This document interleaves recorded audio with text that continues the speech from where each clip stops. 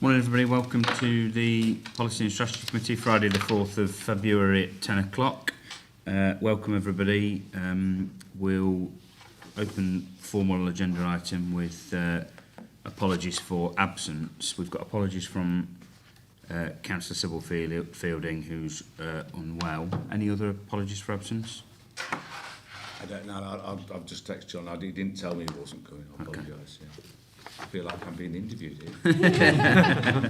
Did you get the job, Roger? Okay, item 2 is declarations of interest. Any declarations of interest from any officers or members on any items of the agenda today? No, I'm not seeing anybody indicating. Item 3 then is the minutes of the meeting held on the 12th of November 2021, which are here for our confirmation and approval. Any comments or questions on any page of the minutes? No. People happy to approve them as an accurate record? Yeah. Thank you very much. Item 4 is the adoption of National Fire Standards. Report of the Chief Fire Officer. John. Thank you, Chair. When we moved to the bit of background, when we moved to the Home Office about 5 years ago now, there was a conversation at that time around the standards across the fire and rescue service, and that was further identified under the first iterations of the inspectorate, recognised that there wasn't really a suite of standards that fed into the sector. There were some, obviously, in terms of best practice which had been generated, but nothing which had gone through any kind of formal national governance. And on that basis, and it was mentioned in the publication of the framework in 2018, standards were brought back into the service from previously being removed almost 20 years ago, in actual fact. And so standards boards have been established. It has an independent chair and vice chair, representation from Home Office and representation from the NFCC vis-a-vis fire and rescue services. And that board has then, in conjunction with the sector, started to create standards across a whole suite of areas. And so far, I think 8 standards have been produced, and there are a further 7 which are in the pipeline of being worked on now. So here in Notts, we've got Bryn Coleman, one of our area managers. Bryn leads on water, and Bryn will be water and water rescue. So Bryn is feeding into the standards around water and water rescue. So we are fully embedded and integrated into the standards. And it's not a surprise that the standards which are created, they're founded on legislation, they're founded on best practice, are not really very far from what we're currently doing. So we don't anticipate any kind of gap between the way we operate and then adherence to standards. Although there are some slight changes, as you'd expect, and we're sort of rolling them into how we do our work. So moving into the main body of the report, probably the most one we have spoken about because it was adopted by the authority formally was the Code of Ethics, as that was released last year. But there have also been other operational standards produced, and you'll see that in terms of where they've gone into the main delivery side. So risk management planning, which we've used for our CRMP development, response driving, competence learning, preparedness, prevention and protection. So very much in the service delivery sphere is where that work's been focused. The Fire Standards Board has done quite a strong roadshow. They've spoken at the LGA, they've visited NFCC, and they've done outreach to regions as well in terms of raising the profile of standards. And within the NFCC, there is a body of secondees who are actually in the background doing the work, and that work is funded directly from the Home Office through the NFCC to deliver that work. So we felt it was appropriate that as this is now gaining momentum and there are a number of standards, that we really ought to formally adopt it as an authority. They're not mandatory in the terms of that you must adopt them in terms of a legal sense being mandatory, but clearly there's a very strong expectation within the framework, and the inspectorate use it as a benchmark, that if you're not going to adhere to those standards, then you must have a particular reason and strong evidence about why not. So effectively standards are creating industry recognised best practice, so why wouldn't we adopt it? We're engaged and involved in the development of them, so it is being done with the sector and for the sector. And so we just felt it's appropriate to bring a report through, firstly to reassure members that we are tuned into and are working with the Fire Standards Board, But I think then secondly, more importantly, to recognise that we are formally adopting all the standards into the organisation. And that's really the background and essence of the report. There are no direct financial implications because clearly we're always adhering to best practice and growing and improving, so it will just be formed as part of our normal work. And also to support us with the adoption of standards, the NFCC have created an implementation group. They recognise that the work and growth of the NFCC is pushing a lot out to services in terms of, even if it's just the audit and benchmarking against the standards, that in itself takes some work to do. So they've established an implementation group of officers who can support us. So we're getting a little bit of capacity from there. It's not a lot of capacity, but it is a helpful bit of capacity. And that's the report, Chair. Superb, thank you, John. Any comments or questions? Toby? Yeah, thanks. There's nothing contentious in this. It's pretty straightforward. I think the only thing I'd like going forward just to understand a little bit more, and I think this is a case of working it out, because it's not. So where it talks about the inspectorate is not. It's evolving as a benchmark. I just like to understand in terms of, so if an authority doesn't accept these in its entirety, is that sort of implying that future inspections will mark that down? I just want to understand, Yeah, you know, we endorse this, we take this on board in its entirety, we don't have any problems with it, but another authority doesn't take it. Where do we sit if we then, if we're inspected, and then we said, well, you haven't quite met this standard that we're looking at in one area, but this other authority doesn't do it, and they're not measured against it. Yeah, just add that, because it's strange that we're going to have standards, but they're not a mandatory thing to do. To me, it's a bit strange. You're setting a standard, but it's not mandatory for everybody to do. So, like you say, if the inspector's expecting you to do it, you think that probably it ought to be mandatory part of the service. I don't know whether that's... I think purely because it would take a note in legislation to do it. Oh, right, okay. So the intent, the framework document in 2018, which is the, if you like, that's the Home Secretary's direction to the sector to focus on these things, isn't actually a mandatory document in itself. However, step away from that at your peril. And why would you want to?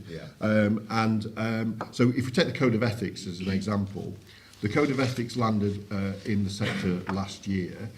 Ethics was one of the key criticisms of the sector by Sir Tom Windsor in his second State of Fire report. So in our inspection that we had in November, they wanted to see that we were appropriately adopting or recognising that code of ethics. And bear in mind, it had only come out just a few months before. But even though it had only been out a few months before, those services who were inspected back in spring, summer last year, they were also expected to be doing the groundwork to adopt those standards. So the inspectorate were very clearly looking for an adherence to recognise best practice. However, you don't have to adopt them so long as you've got a strong and credible reason about why not. And it may be that you are doing things better than. And certainly there were standards around breathing apparatus decades ago, been superseded, and every fire and rescue service in the country has adopted the standard except London. Now, London actually went beyond the standard, so they had their own sort of way of doing it, which was recognised as probably being better. But for a service such as ours, with the rurality of ours, there is no way we could have delivered that. So they didn't use that standard. They argued that theirs was actually better, and that was considered there. And that is the case with these standards.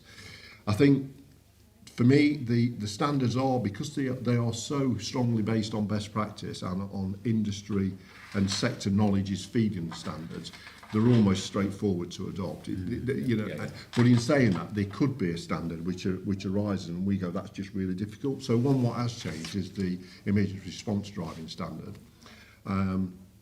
We do a basic 1-week course for lorry drivers to drive under blue lights. The standard is actually recommended that should be 2 weeks. Now, in actual fact, the legislation has changed in the Act, in the Road Traffic Act, which also suggests a range of competences which should be dealt with. In the development of the standard, if it got accepted, that probably takes 2 weeks of training to do that. Now, we knew that was probably coming anyway. The standard has just made it really very clear. Now, for us, that means we've got to double the basic training for all of our emergency response drivers. but the legislation was pushing us that way anyway. Yeah. So if we now follow that standard, we know, or we could rely upon that as a defence, that our training here reflects what's required in the legislation because that standard's been based on it. So in actual fact, it saved us some work and gives us an element of protection because it's based on that. Whereas if we thought, well, actually, we could interpret it this way and that way and we'll do what we like, someone else does it slightly differently, who's right and who's wrong could be questionable. So you know, there's some of it which is actually taking a little bit of work away from us all concerned, even though we've now got this issue of, right, okay, particularly for on-call, we need to take them away from their primary employment to put them on a 2-week course and not a 1-week course. That all causes a bit of a headache. But that was coming anyway. Okay. Okay. So we're asked to endorse the services approach to the adoption of the National Fire Standards. People happy Agreed. to approve? Yeah. Thank you very much. Thanks, John. Item 5 on the agenda is collaboration updates. Report the Chief Fire Officer, John. Yep, thank you. Really, just a really strong focus around joint headquarters. As you're aware, we have now started to move teams up there. So people in organisational development pod, they've moved up there. Myself and my team from Command Suite, Becky's team in finance and resources, we all go. I think it's the 14th or 15th of February, so in a couple of weeks' time, we'll have moved up there. And then over the next few months, the rest of the staff who are going to headquarters from here will move here up there as well. And that's because the new build's been completed. Toby and I was there for the formal handing over of the keys, and staff have been able to move into the new build. That's freed up space in the old building, which is now being refurbished, and it's almost a kind of a process of follow around the painting in a way. So as and when offices are refurbished, we'll be able to move in and co-locate with our police partners. That'll free up more space. That's updated, and so the contractors are still on site. So there is still a slight limitation around parking because the contractors are parking there and they've still got their compound there. All that will move away over the following months because clearly parking is a concern. You know, we all need to be able to park there and get there. And other work is going on, so the branding of the site, the new build is all done because it's been done, but the rest of the site is being rebranded as a joint headquarters, and that's still sort of work in progress. And the intention is, I think, we are moving one of the committees up there, I think, which is Community Safety Committee, because we've got a range of national exams going on here. But ultimately, the Fire Authority will move there. I think we're aiming for the AGM to be held there, and then after the AGM, all committee meetings and authority meetings will be held up there. By that time, we're anticipating the site will be near enough completed and ready for a sort of full move in. So we are, initial teams have gone in, that's gone quite well into the new build. It's a change for those staff who's gone, so it's moved to open plan working, but you and I were in there while they're working and they quite like it. You know, they know it's a change, but they've actually quite adopted it quite positively. And so that's been a good real first step for us moving there, because there's some interpretation. We've got staff who've worked on this site 30 odd years. I've worked here for about 15 years in you know, in the same building, and that's short compared to others. So there's a bit of sort of intrepidation. So it was good to get the first team in there. They're in the new build. The new build is really nice in there. It's lovely, isn't it? Really, it is really nice facilities. The rest of the staff are going to be going into the old build bit, and again, that's been updated to a really good standard, the standard that we would expect. You know, in terms of new carpets, paintwork, and you know, the way the offices are being structured. We're working through some of the just the little nuances around the issue of ID cards, access, and all that kind of stuff. So all that's in progress, and we'll be dealing with that for members as well prior to the AGM. So access cards, lanyards, and the kind of stuff to get on site, things will all be dealt with and jointly branded in time for them. So that's the new build bit. In terms of the finance, it's landed exactly on the budget from our perspective. That's notwithstanding that there's been a few bumps and hurdles along the way, including some concerns and issues with one of the contractors, but that's all been dealt with. And in terms of, it ran on a couple of weeks in terms of the new build, that's all, which when you consider COVID and it's been going on for 2 years, is not bad at all. It's coming within budget, so we'll be spending our full budget on it. And then in terms of this place, as we leave this site, then we are dealing with the disposal, and of course we've been dealing with that in closed session because of the commercial sensitivity around that. And so there's a bit more detail in, but that's really the overview about where we are. In a way, that has consumed our collaboration energy, I think, in terms of making sure we land this. I think it's realistic to sort of say that we want to see how, when we move into JHQ, what that feels like for us as an organisation and how that works. The impact of losing this asset, this estate here at Bestwood, the wider implications that's going to have for the rest of our estate, because we know this is heavily used and we're not really sure about how that will all transfer over to joint headquarters. So we're just taking a bit of a pause while we get the transition with the workforce into the new build. We'll see how that then starts to affect or not the rest of our estate, and we'll look then for further collaborations across the rest of the estate at that time. And of course, the old notion of the joint headquarters and co-locating our teams was to start that process of osmosis, of greater collaboration at the front end with our teams. And of course that will start immediately as people start working together. That's the update, Chair. Brilliant, thank you, John. Any comments or questions? Toby?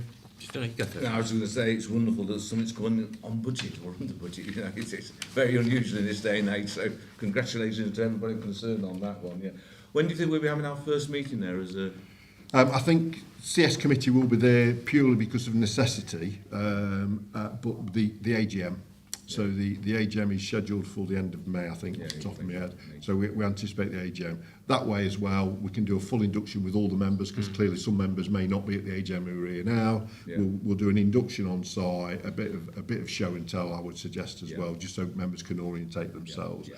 And before then, we'll provide a bit of a written brief, so site plan and you know where to park, you know where to go, and that kind of thing. So all that will be put in place. So we'll have an hour for the AGM just to have a look round. Probably facilitate group meetings, and for each group we could probably have an officer with each group and sort of do it that way, so as smaller numbers, so maybe something like that as a bit of an orientation. Just like to orientate themselves, yes. Certainly. I'm sure Craig's listening to all of that intensely at the back. Toby? I just want to say, so I attended the formal handover, which is the first time I've been to the site since the work had been done. It's an impressive building. Really offering a whole range of sort of facilities that you sort of expect, but I was impressed with it. I'm not a fan of offices. I don't like working in offices, but I could work there. The open plan nature of it is good. I was particularly impressed with the layout of the call centre and the control rooms, incident control rooms, because I thought they are heavy environments, and actually they felt like people could work there in a reasonably relaxed environment with sunlight available to them, but also the resources. So, and on the budget, I'm aware of some of the issues with the contractors, but actually overall, coming in on the envelope of the budget has been an impressive bit of work, and I think everybody involved with that, both in terms of the actual build and just steering this entire project through, just needs to be congratulated, because it's the sort of thing that the wheels could come off quite easily. And they didn't, and the building is impressive, and the development of the rest of the site, is shared. The old site is really going to benefit the relationship between the fire service and the police. Yep, certainly. I mean, we've had a joint project team. Obviously, you'll know that it started with Ian Pritchard, then more latterly Terry, working with his counterpart in the police, Paul. And they are very, very different people. Terry comes from a professional technical background around the built environment. Paul's been a serving senior police officer with a lot of attention to detail and quite dogged about things. And I think between the two of them, they've been quite a strong, sometimes it's been confrontational between the two of them because of the differences, but collectively they've been really strong in terms of the relationship developed with the contractors. And equally, the contractors, I think, have been very good. They have been quite adaptable and flexible, and it truly has been a partnership between three organisations, police, fire and the contractors, if you think of it in that sense. and it's delivered well. It has really come in well. And not in easy times. No, been quite difficult. When you think that the contract was let when COVID was known about it, but no one really knew about the supply chain issues which were going to come along, and you know, anyone who's bought a piece of timber in the last year will know how the prices have rocketed. Yeah. Well, we've been protected by that to a certain extent. There's been a lot of value engineering going on to try and cut costs where we can, but maintain the quality, and the quality is outstanding. It's And, great, and yeah. you know, in the old building, which is you know, 40, 50 years old, even in the old building, it's really all fresh, painted, new carpets. You know, it's looking nice. It's a nice, you know, environment to work in. Excellent. Yeah, I've been to look around the finance office and that's all painted now and they're ready to put the desk in. It does look really nice. Doesn't feel like you're in the old building. No, no, It's like, no. yeah. It's all fresh like the old building is. It's Yeah. good. Does that mean you've really saved money then while working? Fresh approach. Yes. Yeah, just like Toby, I echo what he said and you've said, John. I thank you to everybody for the project. I think it's been a really good piece of partnership work, and you know, it's a positive message to the public, isn't it, about services working jointly in the interest of our communities. And you know, it's not the only piece of collaboration we're doing, but it clearly has been one of the flagship pieces of collaboration. So everybody who's been involved in getting it over the line should be congratulated and thanked on behalf of the authority. And we are in the plans trying to identify a date for a proper formal opening of the whole site when it's completed. So Yeah. that'll be a bit later in the year Yeah. to get that done. Yeah. Superb. Okay, we're asked to note the contents of the report. People happy to note the contents of the report? Thank you. And that's the agenda for today, so I'll close the meeting. John said he did send his apologies. He's got childcare. Okay. So we'll note councillor